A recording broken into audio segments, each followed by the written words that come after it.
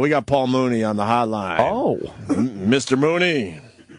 Hey, good morning. Welcome to the Opie and Anthony Show. You haven't been around in a while, sir. Well, you know, what goes around comes around. I'm around now, so it's all good. Yeah. It's all good. There you go. We're trying to figure out what happened at the comedy club, because what's coming out is kind of sketchy. Well, what's the sketchiness?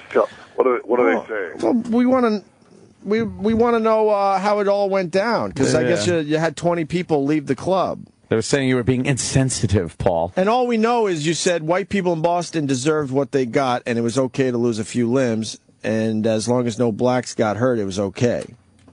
Oh, that's not true. See, I knew they took that out of context. Yeah, that's why we're getting you on the phone, because we're all assuming there had to be more to this. Oh, it was more to it. It was a inside job. It was a setup. It was the police. You're thinking conspiracy.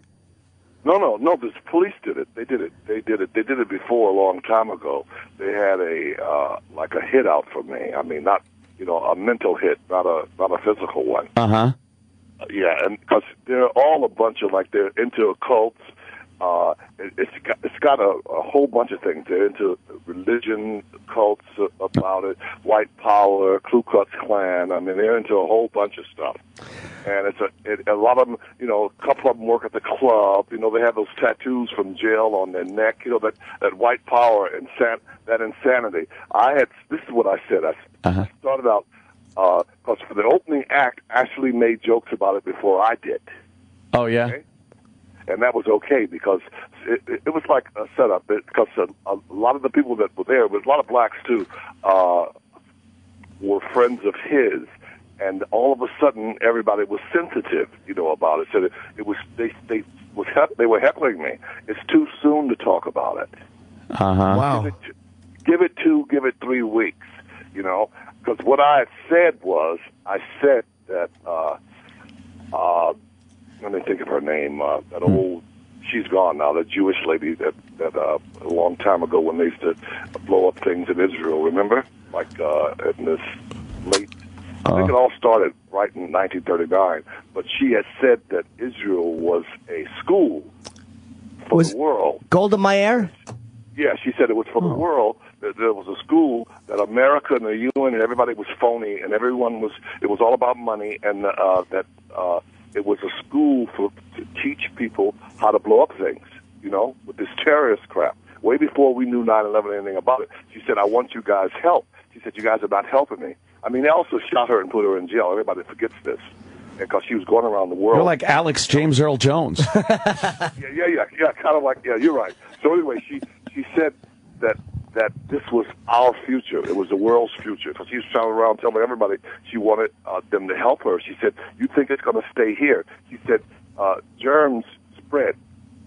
They don't stay in one place. It's like if your body tells you have cancer and you ignore it, that eventually you're going to die. She said, so this is our future, this 9/11 and everything else about terrorists. He said, if we don't stop it now, it's going to spread like a disease. Yeah. He said all this, and I said all that way before I made the joke about it. They knew. I gave them the buffer before I said what I said. And I said that we were getting I said myself too, what we deserved, because we didn't listen to her. We didn't help her. And I said her predictions came true. But did you preface it by saying white people got what they deserve? No. Oh, okay, because that's what people are saying that you said, yeah. Right. No, I said we, all of us. You're saying almost like when Kennedy got shot and Malcolm X said it was the chickens coming home to roost, talking about the violence. You're saying that we collectively kind of deserve what we get because we didn't cut it off when we could have. Right, because we didn't stop it. Listen, you go for bad before it happens. You don't go for bad after it happens. Mm-hmm. Because America, come on. Before 9/11, did we go for bad? No. Not really, no. After 9/11, we went for bad. Okay? Now, how did you go to the airport? You go to the airport and they pat you down. They do all this stuff to you. They should have been doing all that stuff before that happened. Yeah. Well, yeah. How did you, Paul? How did they tell you that they were like? Did they let you know that night? Hey, we don't want you to come back tomorrow. Or how did that happen? No. They all knew. No, they did it. They did it the next day. But I knew that night. Oh, you did? My crew and everybody I was with, and I called my manager, and I said it. And I also said it on the radio show because they asked me about Negro Damas. I was on some radio show, and they said, let Negro Dominance make some predictions. And I said, here are the predictions. I said, because with this incident happening with these bombers and all this stuff, I said, they're going to cancel one of my shows. I know it already. I said, if I even mention it, I said, it's going to get them all crazy. So it's a setup. They already know. Look, first of all, I'm not, I mean, who do they think they're coming to see? I'm not Mickey Rooney, okay? You know. I'm Paul Mooney, and they know, you get what you get. I mean, listen, I talk about, my whole thing is, I talk about what's happening, and I talk about it. And it wasn't like, one little thing I said a bunch of stuff, and I talked about a bunch of stuff. I talked about slavery. I talked about the Indians. I talked about a lot of people, Mm-hmm. So were you surprised? Were people walking out? Were they friends of the opener, the ones that were walking out and objecting? Yeah, they came to see him. Oh, yeah, I already know it. Because he was out talking to them. And there were people in the club who were also talking to them. Okay. So you think that they just panicked? You think the club was angry at you, or that they panicked and worried it was going to be bad repercussions? No, a lot of email came in. The police came. A lot of email came in. Too soon. It was too sensitive. It was a setup. And listen. You can look. I can't. I've been around long enough to know. You can always tell when it's an inside job. You can always tell. I mean, like when Kennedy was assassinated, inside job. You can always tell. When Lady Di was hit, inside job. Inside jobs, it always is in your backyard. It's always doo-doo, and it really stinks because you do it in your own backyard. So you feel that they wanted to get you out of there?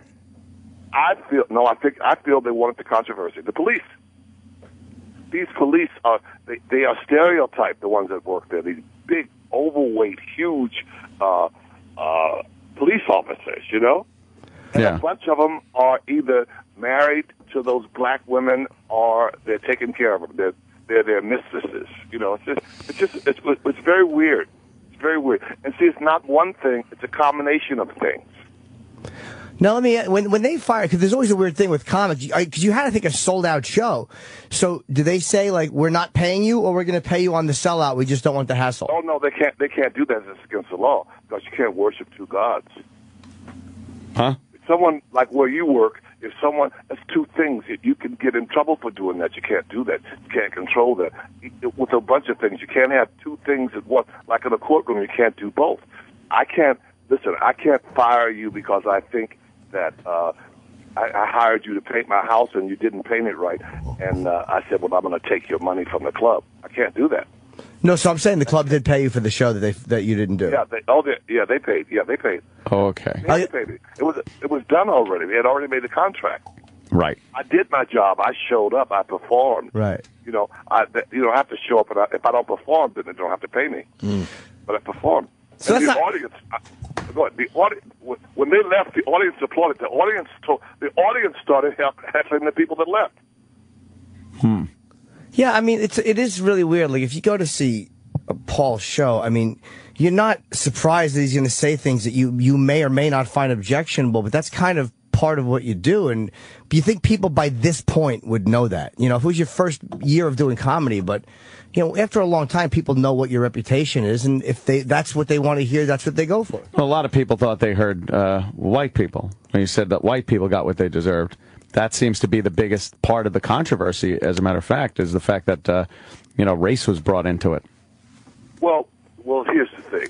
People hear what they want to hear. It's selective hearing. It's like when someone sees a head-on collision, everyone sees what they want to see. Right. Psychiatrists have said that. They see what they want to see, and they hear what they want to hear. It's selective hearing. So, but that wasn't said at all? No? White people? No. I was talking about white people, but not about... You think I want white people to be blown up and all that kind of stuff? I even said that the dog got blown up, okay? And I said that the dog lovers, I said, if they ever find those people, I said, they'll cook them and feed them to the dogs. You know what I mean? So I mean, look, jokes, when you give a joke, why does an audience why does someone laugh? Someone laughs if there's a bit of truth to it, okay? They'll laugh. Even if they don't like it. Right. That's what makes them laugh. You know, so make some money. I mean, if we could discuss laughter. What we're really discussing here, and you and I, they're having us talking about race, and we're talking about this, just what they want us to do. Talk about it, to spread the word, the whole thing. The bottom line is, we're really discussing freedom of speech. That's what we're talking about. Well, absolutely. Yeah. Yeah, and it's an underline to that, and it's very scary. And that's what they want to stop. They don't care about race or anything else. That's what they want to stop. Because the comedians are the last gladiators, okay? The arena. We're the last one, you know? And what do they want us to do? Like that movie, hide in a basement somewhere and have people come and sneak and listen to comedy? Right. Yeah, I agree. It's a freedom of speech issue, but you know, people do get in trouble up on the stage. We've seen it before. People like Michael Richards, you know, he got pretty much exiled from the stage from what he said. Tracy got in trouble. Tosh. There's a guy named Joe Coy. A lot of guys are getting flack. But even with Michael, they don't. I don't know if you were there that night, but they don't tell the whole truth about it. They won't tell the whole truth. They tell what they want to tell. What did they leave out with Michael? Because we just saw part of the tape. I mean, obviously, I was not there. The audience was heckling him. Yeah. And I said it before, and people they start laughing. There was some gangster gypsies there, and I mean they were real gangsters, gypsies, and they were a gang, and they were heckling him. Yeah.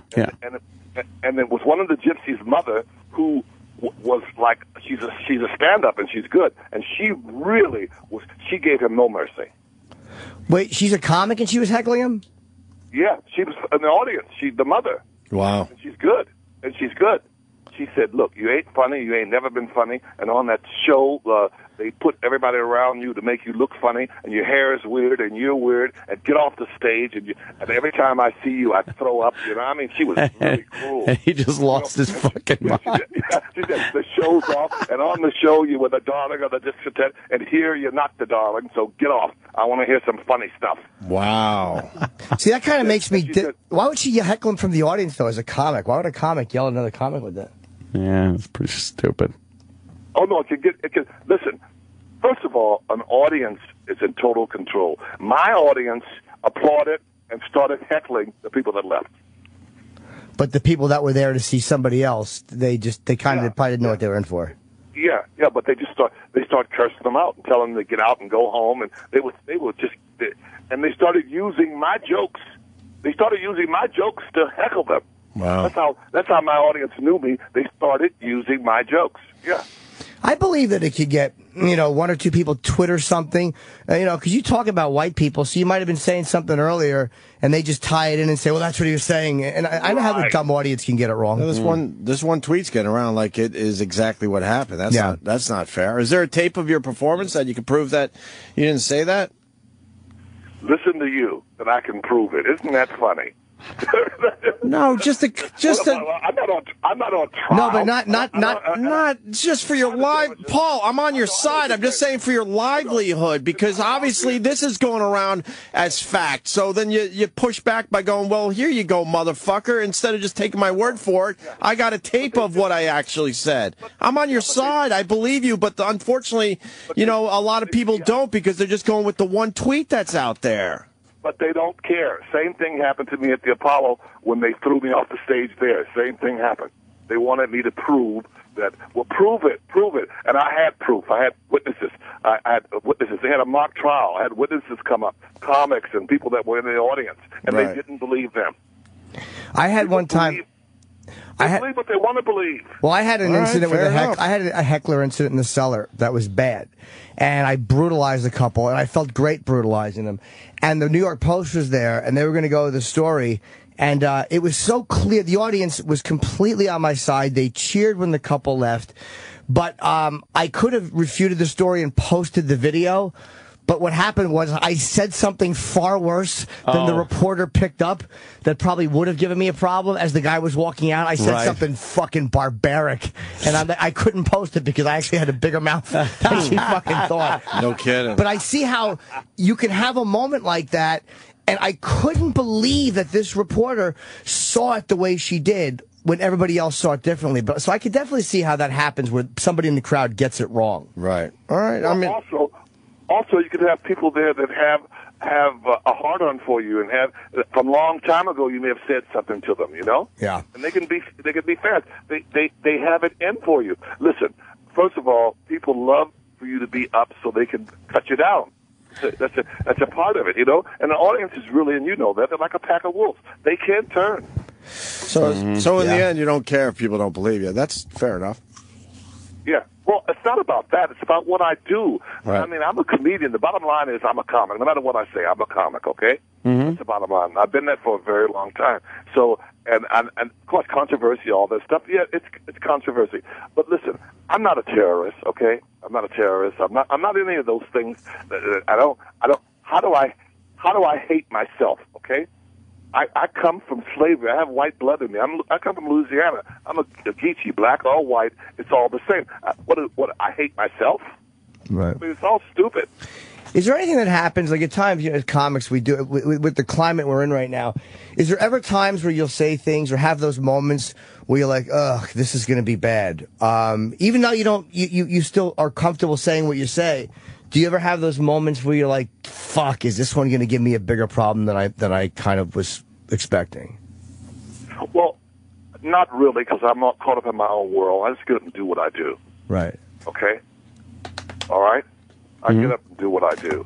I mean, I remember one time I did a show, and it was all women, it was all females, okay? Those women that, that men are sexes and this and that, and women should rule, that Wonder Woman crap. I went, and I said, oh, my God, this is going to be, to myself, scary. And I said some things about women's rights, and the women went crazy. They stood and they applauded me and said I was right. I said, a bunch of you are uncle women. You talk all this stuff about women being in charge, and a bunch of you are like blacks being Uncle Toms.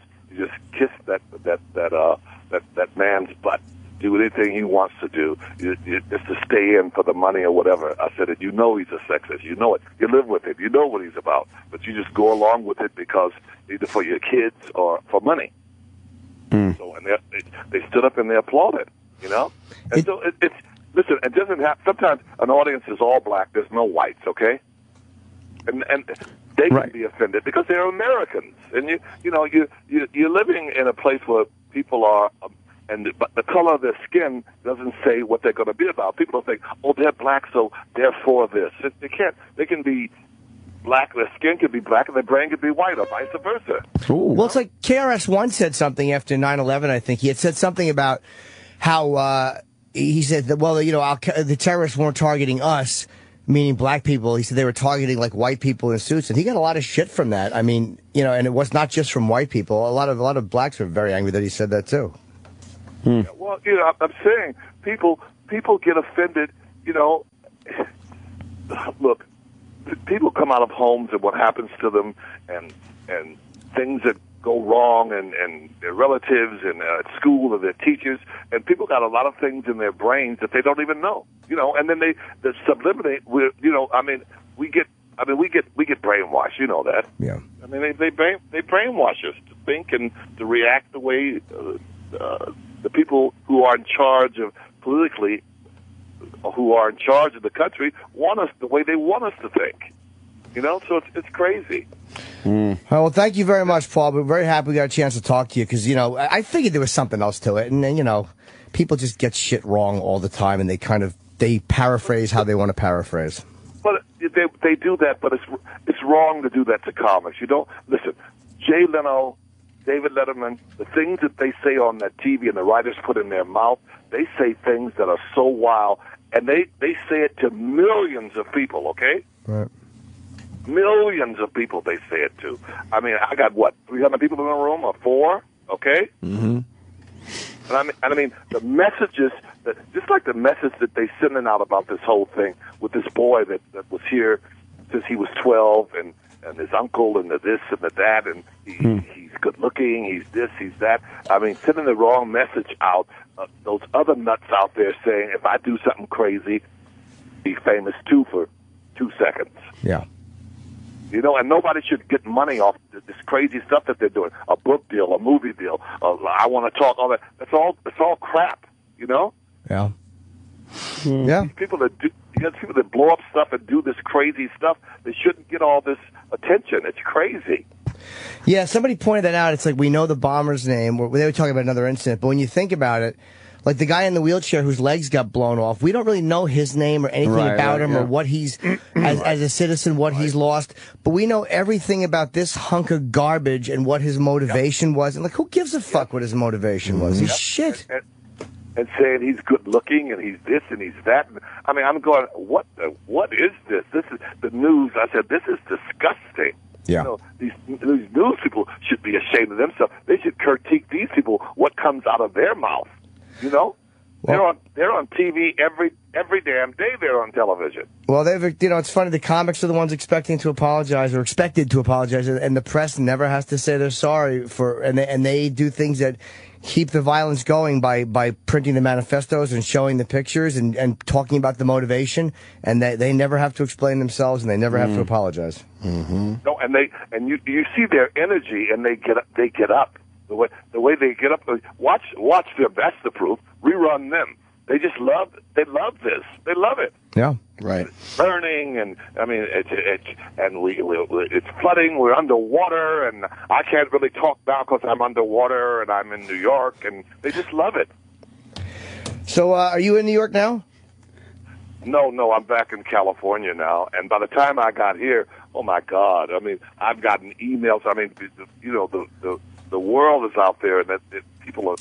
When I got home, when I got to the airport, and then when I came home on the plane, you know, I could tell from those people and the pilot the hate looks that they gave me. Really? See, oh yeah. Yeah, it is a very controversial thing, but you know, at least you get the word out there now that someone got it wrong, as they normally do. Yeah, and you know what? And people like yourself and your show and your crew and the people, and probably they have a double agent in there with you, working with you too. Double agent? I'm sure there's at least one. Yeah, we would have been fired years ago. Okay, no, but that's probably one of the people. We gave him enough shit. Yeah. All right, brother. We'll see you soon, okay, Paul? All right, Paul. All right. Thanks, man. All right, Thanks, man. Take care. Paul Mooney, Bye. everyone. Paul Mooney. It's just not surprising to me that somebody in the audience, you know what I mean? Like, you say something like that, and they object to the content. They don't like you're talking about it, and they get, they Twitter something stupid. Yeah. Right. By the way, I thought it was very obvious, but of course, people on Twitter, once again, the whole Nike Boston Massacre shirts. Yeah. Yeah, I know they were made for the Yankees and Red Sox rivalry. Yeah, it was I thought beforehand. everyone knew that. Yeah, of course they were done beforehand, and they're yanking the shirts off the shelves for now. Yeah. Well, glad I sold my Netflix. Oh, right during that phone call. And there's did it go down a little bit? There's a black man discussing, the problems of the black man and whatnot. And I'm just offing my fucking stocks like a white person. And how did you do on them? Did it go up a little bit before you sold, or down a little bit? Where were you at? It pretty much stayed where it was during the aftermarket. Right. But I cleared 45. You said the number was going to be lower. I thought it was going to be about 45 grand. 10 or you just 15. made 45 grand? 45 large on Netflix. In one day? Crazy. Not even 24 hours. Do you know what's funny? This is how psychotic. Yeah. When you just asked Ant, because I didn't buy Netflix, so when you said up or down, I just realized a part of me was rooting for down. Of course it was. Because I didn't buy it. Of course. You're thinking... But I don't want to see Ant lose money, but it's just that you never that want first human nature thing. I was actually rooting for him today. I was rooting for you today. I didn't think it was 45 large. I didn't think it was going up that much. Apparently, they blew the estimates away. Wow. They Netflix is doing very well. They got that original programming that they're starting to do. A lot of people are subscribing. A lot of people are just sick of fucking their cable providers. They stink. I fucking go through the channels on my cable system. And the movies are just like, dum, dum, dum. You just keep going through them because there's nothing you want to watch, or it's shit you've seen already 1,000 times. The TV shows that are on suck, and you don't have to watch them when they're on. You just DVR them or on demand them anyway. So as far as watching television anymore, I don't know anyone that does it. It's fucked up. So you want to see a movie that isn't available on your system, you try Netflix out. You go there. Apparently they're doing very well. So they have figured that whole fucking. So I heard that their earnings out. were coming out this morning. Yep. Yesterday after the bell yesterday, the earnings were coming out. So I was like, you know what? Let me fucking dump some shit into this and see what happens. Don't you wish it was that easy every day? Oh, it would be great. Is that E-Trade? Yeah. Earnings are great time. Like, Earnings? you gotta, if you could really pay attention to how a company's doing, like it would have been very fucked up if Netflix announced that they had missed the estimates and were doing poorly. Like, so right before earnings, it's kind of a good thing to pop into a company that you probably know is going to do very well. You might not do that well. That I didn't think it was going to go up that much. It went up from $170 a share yesterday, and it's at $215 a share today. That's one day. And you can share this info with your pals. I punched in probably at 2 p.m. How about a little heads up? I know. I should do that next time. I did the same. I did tweet it, though. I tweeted that I was getting into Netflix before the market closed, I think. I bought a bunch of it. Yeah? Mooney was kind of hard to follow. He was someone out of has his to say mind. I don't know what he was saying half that time. I do. Was the conspiracy against him or against the fucking bombing? No, at first it sounded like he was saying that the Boston bombing was a conspiracy in the police. But he was talking about a conspiracy within the club. They were setting him up to well, it's a very difficult situation. He was saying that there's cops that work there. And again, I've never been to Levity Live, so I don't know who's who works. I've been to Levity Live a few times, and I've had nothing but a great experience there. It's a great comedy club. It's too bad they decided to fire Mr. Mooney. We all know I don't think you should be firing comics, but we all know how Mooney is, though. It's like it's ridiculous to think that anything he says is this insensitive thing. It's who he is. It's his comedy. That's what he says. If he even said, white people got what they did, of course he's going to say that. He's Paul Mooney. He's got a history of this. Isn't something new. Yeah, he says what he wants to say. It's not fucking Obama heading to the Rose Garden with a podium and fucking saying it. Right. It's fucking. It's Paul Mooney. It really, that's how you know the comedy world is in trouble when Paul Mooney is getting shit for what he says. That's the answer for what he said? Fuck that. It's Paul Mooney. He's been doing it, first of all, for fucking, almost 50 years. He's been doing stand-up. He's 71.